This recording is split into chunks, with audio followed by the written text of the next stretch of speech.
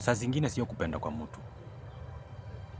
Sio kupenda kwa mtu, especially kwa sisi wazee, si kupenda kwa mtu. Kuna mashida tumepitia, kuna matabu tumepitia na si ati tumemaliza. Kama mimi, kuna wakati nimedanganywa mara mingi, lakini kuna moja niliwahi danganywa na msichana kutoka msichana wa Saudia. Sijasema wasichana wote wa Saudia ni wabaya. Juu hata kuna makuzo wangu wako huko, but kuna msichana mmoja wa Saudia tulielewana sana online, tukaelewana hata si ati ni online, ni mtu tunajua anyway.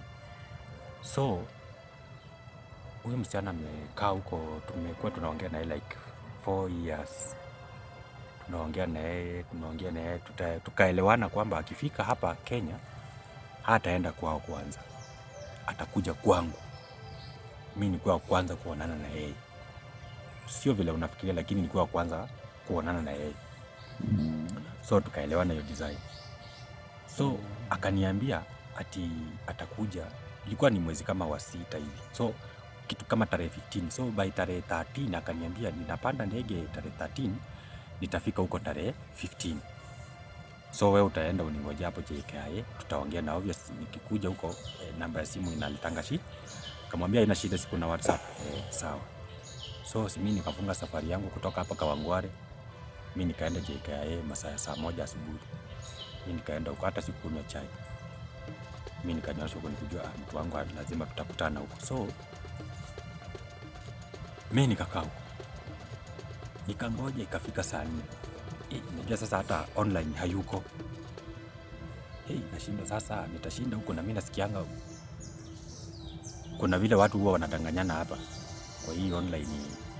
Sasa nikaona ama leo nimepatikana. Nikasema hapana, lazima juu mimi ni mwanaume, acha nijikaze. Sasa mimi nikangoja ikafika saa 8. Njaa imeanza kunipeleka mbio na mimi sijui mambo ya JKIA vizuri, sielewi. Vitu huko ziko expensive sana. Nilikuwa natarajia at least angekuja ndio sasa tutafute kalanje kwa pamoja tukule hapo tuende. Ikafika saa 8, hakuna.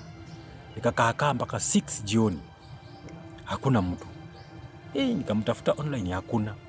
Sasa nikasema acha niingie TikTok ni TikTok kidogo nijibambe huko kia. Sasa kitu ya ajabu, mtazamaji, nasikia kulia. Ile picha ya kwanza yenye ilikuja pale TikTok ya kwanza, ni penye unaingianga TikTok alafu picha inakuja ya kwanza ama video ya kwanza, ilikuwa hiyo msichana. Na hiyo picha ilikuwa inaonyesha imepostiwa 2 minutes ago, na anasema, ameandika hapo, me with my lovely husband in Kakamega. Kuna kijamaa hapo kimekaa hapo, sura mbaya, wameshikana design nyingine.